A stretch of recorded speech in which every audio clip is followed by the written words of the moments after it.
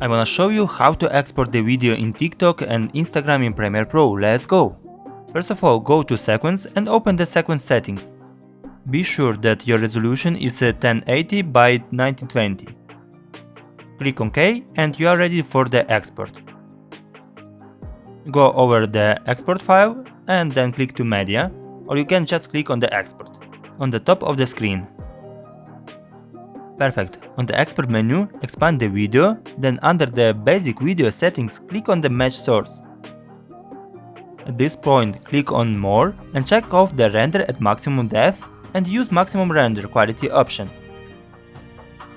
Scrolling down, you will find the bitrate settings. Modify the target bitrate to 50 and click Export. Everything is ready.